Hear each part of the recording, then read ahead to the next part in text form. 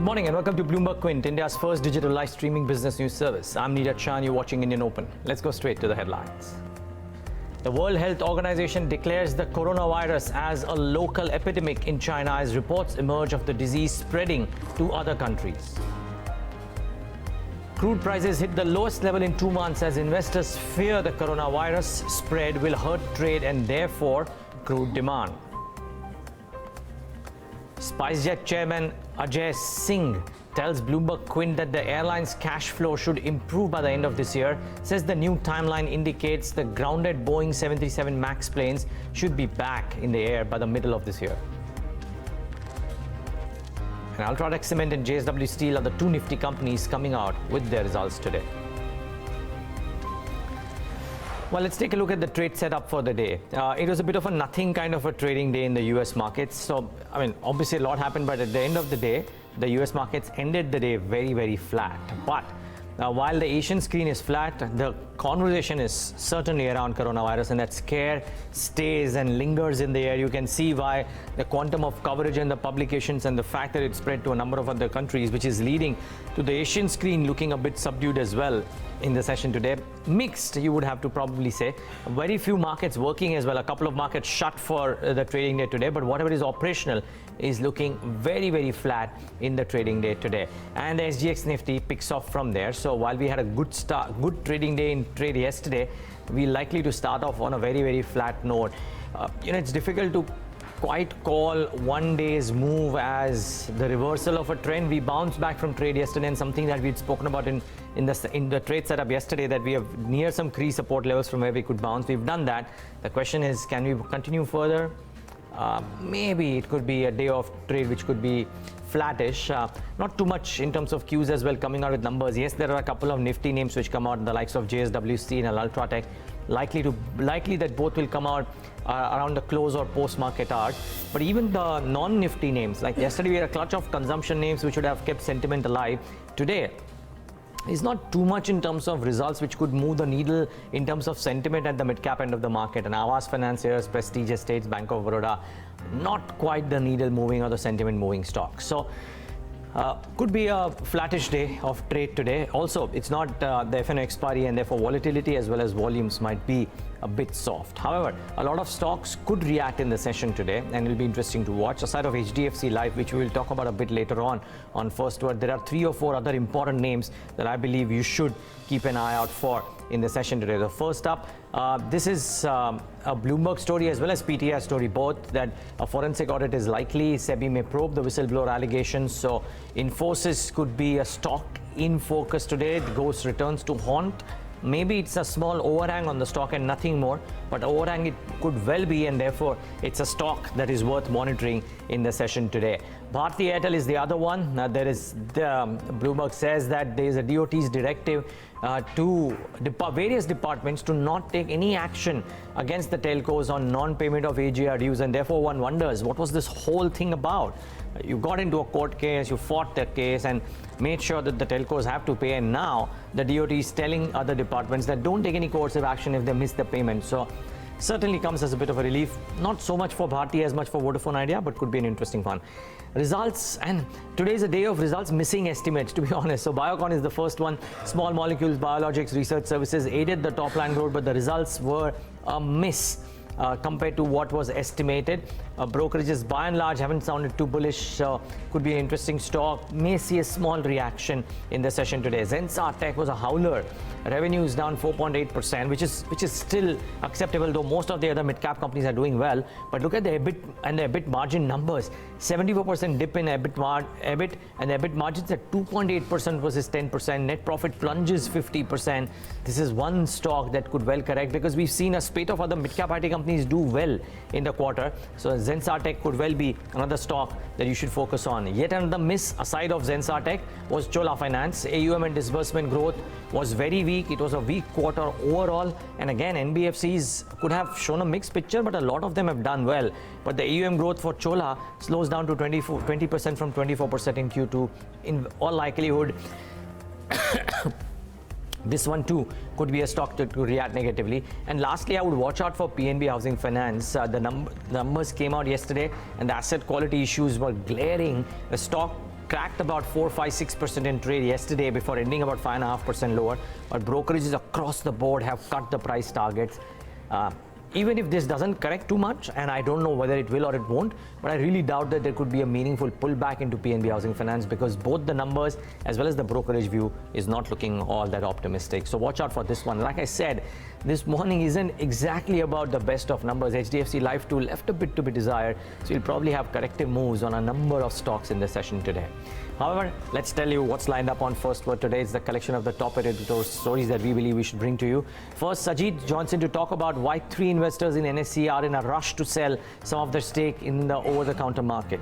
Nikki then tells us why cement makers finally have some reason to smile. Forum then Johnson to take us through how the third quarter's turned out for the private life insurers. And private equity players are eyeing DHFL's retail portfolio. Vishwanath tells us more about it. Shares of the country's largest stock exchange are set to change hands in the over-the-counter market. 3 financial institutions are looking to sell at least part of their stake in the National Stock Exchange, or NSE. Sajid Mangat Johnson now with the details. Now, Sajid, this is a very sought-out IPO.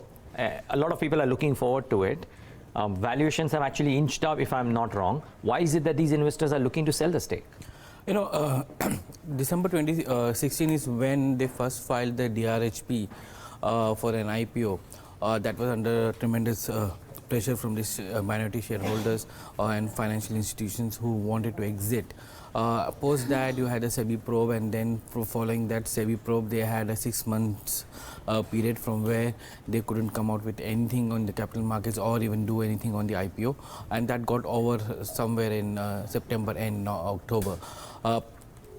Post that, SEBI, NSE had written to Securities and Exchange Board of India, the market regulator, seeking permission to launch products as well as to go ahead with its proposed IPO. Now, the regulator hasn't come back to them.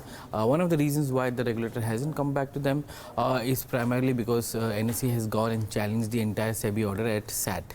And that hearing is still going on because SEBI had sought 625 crores and interest at the rate of 12%, which comes to roughly around little more than 1,000 crores as disgorgement for the co-location and dark fiber, especially the co-location part of the case, which was there.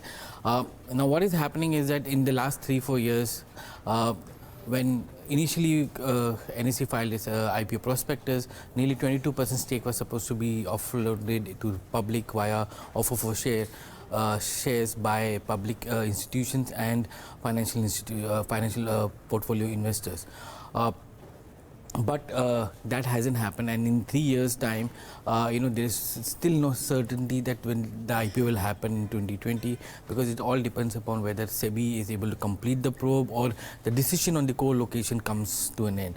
NSE is looking to launch a slew of products, but is not getting any approvals for them, and that is one of the concerns which many of the investors have. And public sector institutions like you look at SBI, maybe Union Bank, or maybe United India Insurance. These are the 3 which are trying to offload nearly 2% of the equity in the market. They want capital by the end of this financial year, and they're trying to sell off non-core stakes and assets, and that's one part of it. And with no IPO in the immediate future or near term, they are going to the OTC market. So SBI has come out with a bid process. Union Bank is also doing the same thing, and United India is also doing the same thing. Now together they're selling roughly around 1 crore shares. Now the thing is that the shares of NSE are marquee, and there is a lot of demand in the market, in the OTC market, especially for retail and HNIs. But the demand, is not in that much to take 1 crore shares into the market. So there is some softening of prices also which has happened. But in the last 1.5 months, we've seen, especially in January, we've seen that marquee investors like Radhakrishnan Damani has acquired some stake. We don't know how much it has acquired. A mail to Mr. Damani's office hasn't been responded to. So it's said to be at 825, the transaction that happened. And after that, there has been an increase in awareness, interest for these shares in the market, especially in the OTC market for retail and HNIs. What is happening is that institutions are selling at a minimum lot size of 10 lakh shares each, and there is no single investor who can buy 10 lakh shares because it requires commitment of 100 crores minimum for anyone, assuming that the price is between around 1,050. That's the range which we have been seeing. So a lot of wealth managers are currently active in the market. They're creating a book where they're asking their investors to pitch in how much they want from NSE shares and the price at which they want. And once a book is built, they are the one who are going to bid to the three institutions and a lot of 10 lakh each. And so the institution will give it to these wealth managers or AIFs, and then they will get distributed to the respective investors in the ratio they want. Sure. Okay. Their portfolio to be. That process is still going on. There isn't because there is sudden influx. SBI started off at 50 lakh shares. Now suddenly you have Union Bank coming in and then United India Insurance coming in. Suddenly there is 1 crore shares in the market. So there is a softening of prices that has happened from 1,050 odd. It has now ranges between 935 to 1,015. That's the kind of book it is getting built on.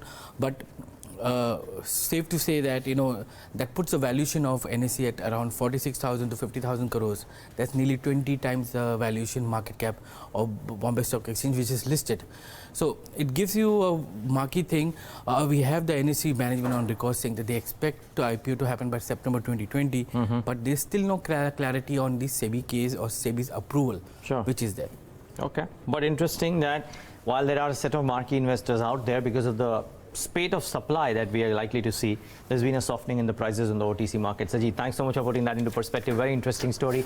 And on our website as well, BloombergQuint.com, try and read more about this. As also about the next piece, cement makers may have some headway in 2020. Prices have increased across the country and the quantum of hike is also substantial. Nikki Michandani, who does the BloombergQuint Dealers Survey, joins in now with the details. Nikki, does it come as a surprise or was this on anticipated lines? Actually, it does come as a surprise given the kind of rollbacks also that you've seen. The quantum was not as high as we anticipated, or maybe the brokerage was anticipated rather at the start of the month. Nevertheless, having said that, on pan-India basis, if you look at the kind of quantum that was seen, the price hike, that's to an extent of rupees 17 per bag. That's almost the highest that we have since April 2019. So that's the kind of quantum of price hike that you've seen. And also this price hike comes after a long time, good 4, 5, 6 months of decline, and finally you see some amount of uptick coming in. Also do bear in mind the fact that January typically marks the start of the construction season out there after the festive season is now behind us. So that is a positive for overall for cement industry. But let's start off with where the maximum amount of price hike has been taken. That's South region, where we have seen maximum amount of cuts too coming in. You had a lot of supply issues there, abundant supply rather coming in, which was weighing down on the pricing power. But this time around, it's a 30 rupee per bag hike that you can see here, and but that still is lower than what the brokerages were estimating right at the start of the month. They were anticipating rupees 50 per bag kind of a hike, but to that extent, first round of price hike the dealers undertook that. Second round, however, that was rolled back in absence of substantial demand coming in on that sort of pricing. So so the pricing still is higher as compared to most of the other region. Next in the list we have the eastern region, where there were price hikes which were undertaken, 10 rupees per bag. That's only one price hike which was undertaken for the region. The second price hike is expected to come down with effect Jan 25th. So that's going to be one region that we'll keep an eye out on. Apart from that, in the list we also have North. Now North, there are a couple of fundamental changes also which have been taking place out there, because apart from the kind of demand that we're seeing after the partial or the lift of ban seen in NCR, construction activities have resumed to normalcy in that region, because of which some amount of incremental demand has come in. Also, the state is expected to go in elections from Feb 8. So as a phenomenon, you usually see the cement prices going up ahead of elections. So that is also one thing which is played out. North, they have taken 2 price hike, but then one, the dealers are saying should be rolled back. That's the 10 rupee per bag hike should be rolled back, given the kind of poor demand right now that the state is witnessing overall. West India, where this is one region where maximum number of times the hikes have taken. 2 price hikes already that have taken place, one with 10 rupee per bag and the other one is ₹5. And the dealers whom I spoke to yesterday, they suggested the likelihood of 3rd price hike coming in either at the end of this month or the start of the new month. So this is one strong region which is right now taking in price hikes after South. And last in the list we have Central India. That's been a relatively stable region overall, where you've seen that 10 rupees per bag kind of a hike. Overall, you're not seeing much of supply addition coming in this region, at least in the near term future. That is why you're not seeing much amount of fluctuations also in terms of prices for this region as a whole. Even though if you look at how the Jan month has panned out, how well would these regions be able to sustain the price hike? Now, that is something which is going to be important in terms of realization or the performance of these companies for that matter. Nikki, thanks so much for putting that into perspective. So finally, some reason to smile for the cement makers. Now, do life insurers have a reason to smile? Maybe selectively. SBI Life beat its peers in the life insurance industry by a mile in the December quarter with the profit growth of 47%. But how did all of these companies compare operationally? Forum is standing by with an analysis. Now, Forum, you've had the 3 large ones come out. Yeah. What is the analysis suggesting? Yeah, well, as you rightly said, SBI Life yet again outperformed its peers. It reported strong numbers across all the key metrics. Now, if you look at the numbers, gross premium was up 28%, PAT was up 47%, margins stood at 21%, AP growth was up 22%, and persistency stood at 82%. Moving on to ICICI Prudential, where the numbers were not very great for the company, but the company witnessed a very strong growth in the VNB and persistency, however, declined marginally for the company. Looking at these numbers, AP was up 1.2% for the company. Persistency declined marginally to 80%, and VNB margins stood at 21% versus 17% a year ago. Moving on to HDFC Life, again, not a very strong quarter for the company. Well, it performed very good operationally, but some of the metrics did not seem very good for them. AP was up 31% for the company, and persistency was one of the highest amongst its peers at about 89% this time around.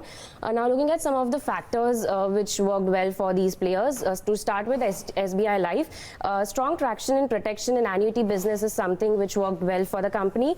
Strong growth in credit life business, which is one of the group protection products launched by the company, also drove growth for them. AP improved on account of higher sales of non-par products. Margins improved due to repricing of these non-par products this time around.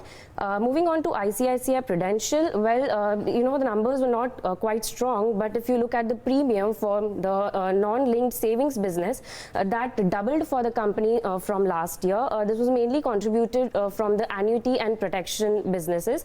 The company had also launched ICICI Prudential Precious Life product. Now, they say that this is a path-breaking product in the protection segment, and this is traction in this area is also what worked well for the VNB growth. Increased protection mix again contributed to the strong VNB growth, but however, it is to be noted that the company still has a very high proportion of ULIPs in its product mix, and that is what remains a drag on the APE.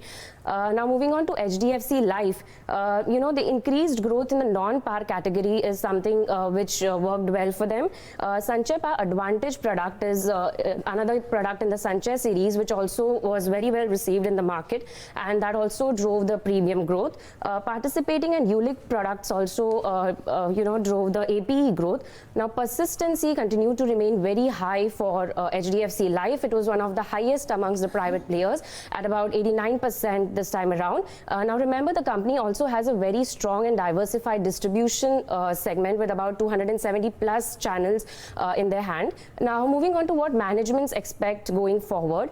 To start with SBI Life targets to double the protection mix in its overall product mix over 3 to 5 years. The company has also filed for a new protection product with the regulator, and this is expected to be launched in the first quarter FY21. Moving on to ICICI Prudential Life Insurance, the company aims to double the FY19 VNB over 3 to 4 years. They expect to grow at about 19 to 24% CAGR.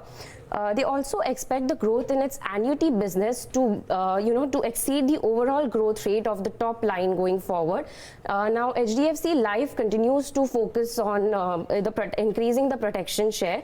The company expects the VNB margins to sustain growth, as well as they continue to maintain a balanced focus, on maintaining a balanced product mix. So, all in all, it was a mixed quarter for life insurers. Some of the players witnessed strong growth, while growth for some remain quite muted. The interesting bit, though, that I found that while ULIPs have driven the growth for ICICI as well as in part by HDFC Life, for SBI Life and HDFC Life individually, there are individual plans or individual products which help drive growth, like HDFC Life had this Sanchay Par or Sanchay Plus, which is driving it. Have management spoken anything about whether these one-off products will continue to demonstrate leadership and growth prospects for the coming quarters? Well, not specifically, Neeraj. The management is not clearly stated as to which product would drive growth for them going forward. But when we look at HDFC Life, Sanchay series has worked really well for them.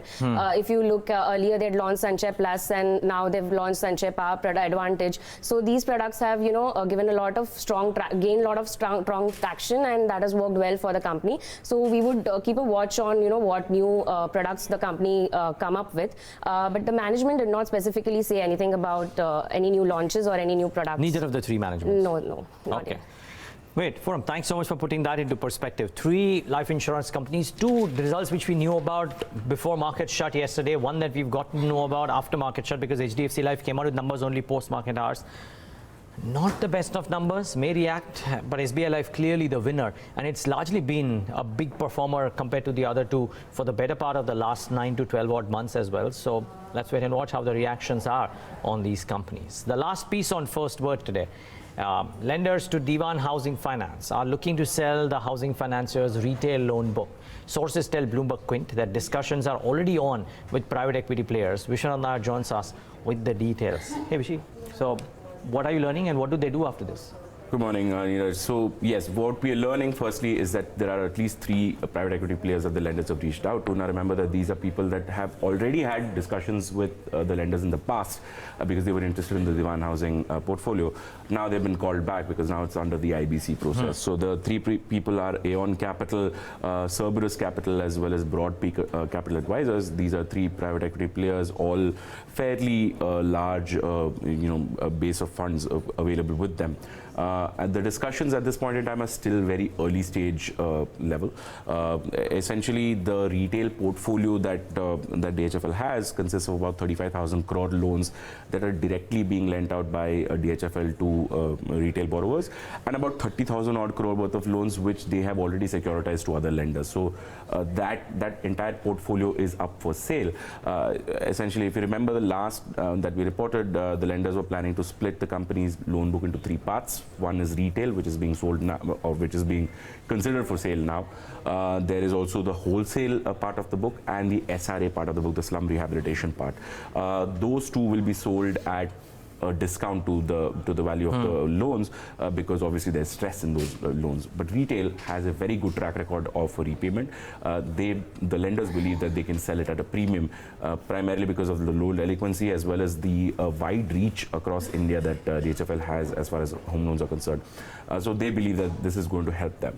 How much they're going to recover and all of that will be more evident after the EOI process and the bidding process gets over, because under the IBC you have to follow all those procedures. The administrator who was appointed by the RBI in November, R. Subramanian Kumar, he will now take the call on when to issue the EOI. Essentially, they're looking for people with at least 3,500 crore worth of net worth, and only then can you be eligible to bid for DHFL or any of its loan portfolios. So that is the whole process now that is going to go forward. Now we have to see where these discussions lead, because in the past also we've had these discussions. Things don't seem to move anywhere because eventually the question comes to pricing, and lenders and the bidders have completely different views of what is the risk reward and thereby what is the pricing. So we'll have to see what happens with these people. Is it even possible to guess what timelines are people working with? So the timelines under IBC are very strict, right? So there's a 180 day, there's a 270 day, and there's a 330 days. So that's the timeline that has been prescribed under the code. So obviously that will apply. Since November, we've been seeing the insolvency proceedings go on. This is now we're in closing January now in a week or so. So things should move in the next 6 to 7 months, which is when you would expect, say, a resolution in the case. Let's see. Okay, Vishy, thanks so much for putting that into perspective. Well, and again, a story around this on our website. As I always say, most of the things that we talk about, very interesting to read about as well. So do log on and try and read more about them. That's all that we have on First Word today, though. Lots more lined up, though, in open. Rajat Jain of Principal Mutual Fund Johnson to talk about what is it that they are doing with their portfolios currently. We discuss budget expectations with V.S. Parthasarathy of Mahindra & Mahindra. But after this break, a full tilt towards the day's trade.